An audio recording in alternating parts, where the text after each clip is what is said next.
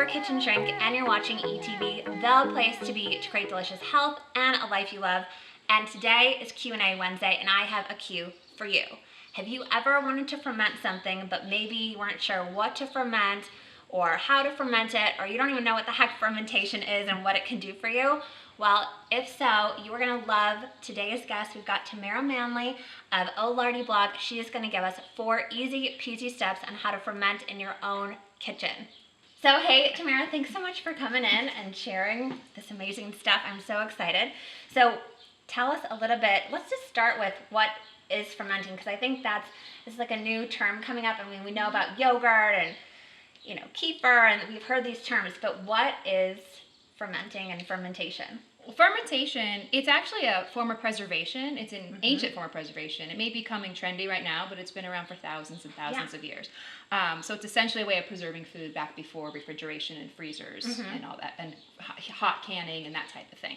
But the reason we really ferment now, most of us have refrigerators, so we don't really need the preservation technique necessarily. Right. But there's a lot of health benefits to consuming fermented foods. And you're starting to see more and more fermented foods in your grocery stores.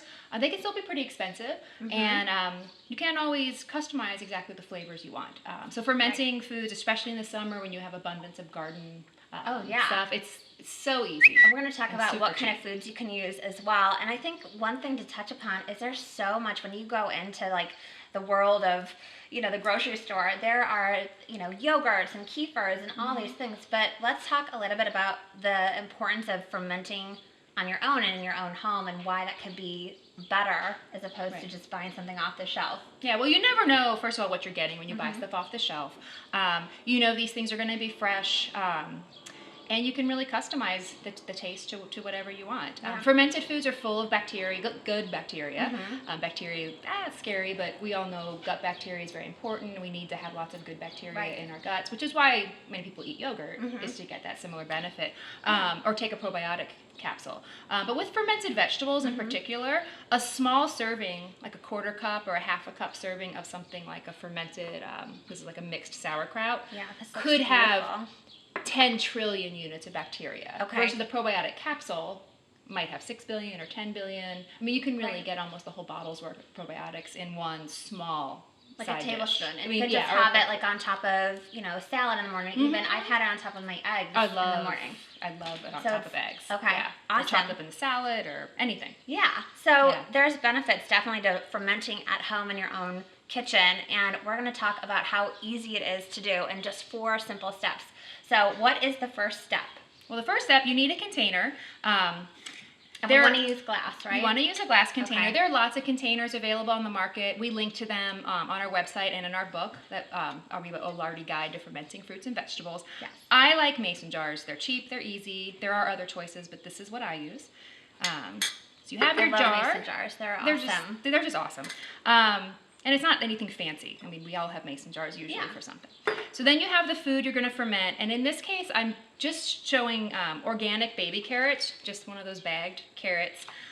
Normally, you might want to use like a whole carrot and peel it, and you can cut it in sticks or what have you. But this is just to show how simple. I mean, open the bag, rinse it off, and you're done. Very simple. Stick them all in. If you wanted to add some herbs, we have some herbs here. We've got rosemary and some chives, and this is fresh dill. And, oh my gosh, it smells amazing. And I'm going to add dill to it, because actually then it kind of turns out kind of pickle tasting. I like that. Oh, my daughter loves these. She calls them carrot pickles. And normally I find a bag of baby carrots almost fills the jar, and then you have 3 left over to eat later. So that's like step 1. You fill your food in the jar. And you can choose like any food. And this could be, this technique for vegetables could be anything. It could be cauliflower and peppers, beets, cabbage, kale, and seaweed. Yeah, so we've got beets right here, right? Or this is that's cabbage. Beets, cabbage, and onions, apples. I don't even remember what's in there. Beautiful. This was like kale, collard greens, cabbage, apples, carrots, ginger, garlic. I mean, you can really toss it all in here. So this is just to show how simple it is. I mean, it doesn't even require chopping. Yeah. Absolutely. And then salt. We go in our book about whether you should use salt or not. Some people like to use a lot of salt. Some people like to use a little. They're different philosophies on that. I like to use a medium amount of salt. And let's talk about what kind of salt, because I know there's so many different salts out there. There's black salt, there's pink salt, Right. there's sea salt, and so what kind of salt are you using right now? You always use a quality sea salt. This, I believe, is a Celtic sea salt. Okay. I go between that and pink Himalayan sea salt. I love pink The salt, I only have good quality sea salt. I don't use processed iodized salt at all.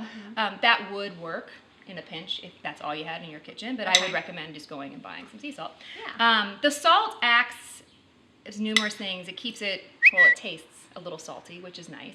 It keeps the vegetables crunchy, and it also is antimicrobial, so it will keep the bad bacteria from growing. You want the good bacteria to grow, not the bad bacteria to grow. Some recipes will call for much more salt than this. I've learned over all the classes I've taken, it's really personal preference what works for you. So you have jar, food, salt. Awesome. Super easy. Super easy. And then Super simple.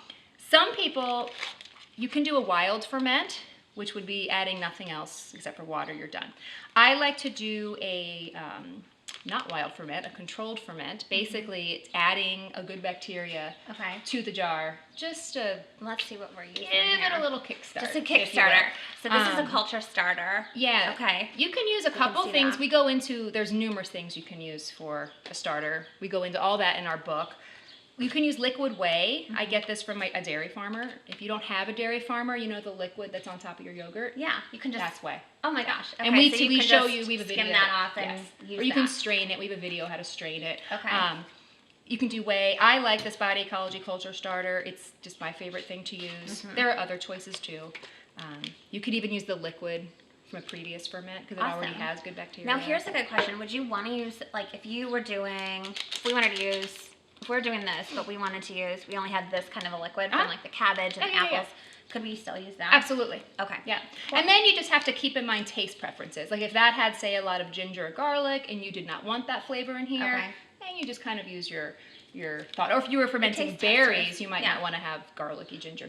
I mean, you just have to kind of use your common. A little interesting, right? Have you ever had anything like that? And my rule of thumb for these packets, I actually don't follow the directions on the packet. I do half a teaspoon of the culture starter. I find there's 2 teaspoons in each pack, and the box, there's like 6 packs in the box, and doing it that way will last a very long time. Lasts a long time. Yeah. Awesome. So you have food, culture starter, salt, spice if you want any spice. Sometimes I'll add peppercorns or garlic. Okay. And then all you do is you fill it with water, filtered water, some sort of good. So this is the third step. You would fill it with water. You put your food in, your salt, your herbs if you want, and then so you're filling it almost all the way up to the top. All the way. You want to leave maybe an inch or so because it will bubble. It starts talking to you. That's what I say. It starts I'm like surprised bubbling these up haven't and talking started. to you. And some people like to use a weight. Oh, I don't know that I really. You can buy these on Amazon. Okay. We link to them in our blog. eBay has them. Some other websites have them. Not so much with the carrots, but some vegetables want to float, and if you need help pushing them down, you could put. Like I'm just going to just for demonstration, and then I would have to pour out some water because it got a little full. But that's a good thing because a lot of people ask about, well, what do I usually use to to keep everything down? This is awesome. Yeah, and these are for fermenting. You could even find like a flat river rock and boil it in hot water, and have it sterilized, or use a small mason jar lid, the smaller one that fits in. You can really use a lot of things. I just think these are kind of cool. Yeah, and then that's it. So and then you put the cap on. Put the cap on. I mean, not super tight, but firm. Right. And you leave it at room temperature. Now, vegetables can be anywhere from 5 days to 3 to 4 weeks. Sometimes people keep sauerkraut out for 6 to 8 weeks. Carrots, I usually do about a week. It depends on the temperature of your kitchen, the strength of the bacteria. And let's talk about where we want to keep it in our kitchen. So, do we want to keep it in a hot place, in a cool place? It depends. If it's too hot, it will ferment really quickly. Okay. If it's too cool, it'll ferment slowly. Neither one really matters. This is what you'll read different books and they'll say different things, but I have found it really is what works for you. So if you don't want to have this on your counter, you could maybe put it on a little plate and put it in your pantry. I usually have a little section back in my kitchen where I have a cookie sheet, a small cookie sheet, and I'll put a few jars and just leave them there. Oh, that's awesome. So it depends how much room you have or where you want to keep them. You wouldn't want to put them right in the bright sunlight. just sun can kill bacteria. So if it's right in like a south-facing window, it's probably not the best idea. Okay. And so instead of using the culture, or instead of using the whey, we use the culture, right? Yes, we did. Okay. And how much whey would we want to use if we wanted to use that instead? You could probably use about 2 tablespoons or so. Okay. Again, it's not like baking a cake. It's that's why you splash them in there. You're just adding some bacteria to kickstart the process. I think in our recipes we usually call for 2 tablespoons of whey per quart, just to have an amount there. Okay. When I make it home, I just pour. Yeah, and I think that's the fun of it. Yeah. Exactly. We're not really making or baking a cake, so we don't need exact measurements or teaspoons and things like that. But and the cool thing is you're experimenting. Yeah. And your kids love it. It's something easy you can get your kids involved in. And so let's talk a little bit about where we are here. So those were actual carrots that I cut into coins, and they weren't baby carrots. But after it ferments, it will start to get cloudy. You can see it's no longer clear. You can see there's white sediment at the bottom, which is a byproduct of the bacteria and the yeast. Kind of looks creepy, totally normal. Sometimes you'll get a white scum on top, totally normal. And it will start to bubble. Sometimes you will see, these have been in the refrigerator, so you don't really see the bubbles, but as it's room temperature, it will start to bubble. The lid will start to bulge a bit. Okay. Sometimes you will have leakage. That's why whenever I leave it on my counter, I've learned the hard way to keep it on a tray or a plate. It'll start to overflow and bubble. And then once you can open it up after, 5-6 days, open it up with a clean fork, no finger, clean fork, take out a carrot, taste it. If you think it tastes good, you're done. Yeah. And put it in the refrigerator. If you keep letting it for, let's say you don't really like the taste and you want it maybe a little more, fermented. Yeah. You can put the cap back on and just let it sit. Yep. Okay. Absolutely. Awesome. And then the taste is really up to you. You do want to always make sure that it's underneath the liquid. Like this little carrot is sticking up, so I'm probably going to scoosh them down there. Okay. Or maybe just take it out. There we go. Now they're all under there. And then when you are done, you can transfer it to cold storage. Like hundreds of years ago, they would have used a root cellar. Most people don't have root cellars, at least I don't. So I just transfer it to my refrigerator. Okay. And a fermented vegetable will last in the refrigerator 6 months plus. I have had, there's some, not these, but there are some fermented sauerkrauts I've had in my refrigerator for well over a year. Okay. And they are perfectly fine. I pull from them, and the flavors will still ferment a bit over time and become more flavorful. Yeah, they definitely will. I know for some of the ones that I've got in my refrigerator, the more that they sit and marinate, if you will, they're just, the more flavorful that they get. And so... refrigerating doesn't stop the fermenting, it just slows it down, but slows it down to pretty good. And if you have a lot of fermenting, like I actually have a separate refrigerator, like a dorm size fridge, like a small one just for my fermented Awesome. foods. And you can do different sizes, like you've got a smaller one over there, so you can start small. So again, really 4 quick, easy steps. You just need a jar and the food that you want to ferment, so carrots or, I bet you could, cabbage or cauliflower, and then some type of a starter culture, whether you get body ecology or you use some whey, and then of course some sea salt. Yeah. And so, wow, it's super simple. And then herbs if you want to throw those in garlic, too. Anything. Yeah. And some people don't use a starter at all. They just use a little more salt. Okay. That's fine too. It's kind of whatever works for you. I love it. Yeah. It's super simple. It's easy. It's a great way to get probiotics in. I know everyone's talking about it, and sometimes the probiotics can be super pricey and expensive and hard to get, especially if you want a really good high quality one. But and talk a little bit about, you've got a brand new book coming out, which is so exciting. So talk a little bit about that and what inspired you to create this book. Yeah, well, O'Lardy's Guide to Fermenting Fruits and Vegetables is coming out. It'll be available on Amazon. We're super excited about it. Our blog has focused a lot on real food and healthy living in general. Yeah.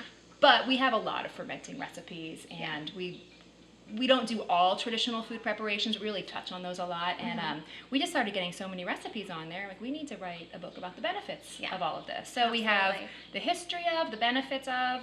We have over 40 recipes. Many are not on our blog, so there's a mixture of blog recipes and non-blog recipes. And then quick steps, links to all the products that we talked about today. There's links so you know where to get them. And we'll put links as well. And the book is beautiful, and it's got amazing recipes in it. So make sure to check that out. We're definitely going to put the links below. And thank you so much for coming on the show. Thank you. And now Tamara and I have a cue for you. So what is one action step or tip that you can take away from today's video? Maybe what's one thing that you could ferment, or one step that you could take into getting one of the ingredients to ferment, whether it's a ball jar or a starter culture, and starting to look into this, because some of the stuff you've got to kind of prep for just a little bit. But once you have all of it, it's super easy to just throw together. So leave your comments below. And if you liked this video, like it, subscribe, and share it with your friends. And for even more resources and juicy tips from me, get your buns on over to mykitchenshrink.com and sign up for updates. Thank you so much for watching. We'll see you next week on ETV. Fab Camp is coming soon. Make sure to click the link below to sign up for updates so you'll be notified exactly when enrollment opens. Sure, person. I know. I don't care. These smell Yay. so amazing. And that one on the left is one that's been in my fridge for over a year for sure. I have made numerous batches. I just haven't gotten to that actual jar yet. That's awesome. And these are still fermenting. Are they? I just took it from my counter. I had so many collard greens and kale in my garden. I was like, and we had all this cabbage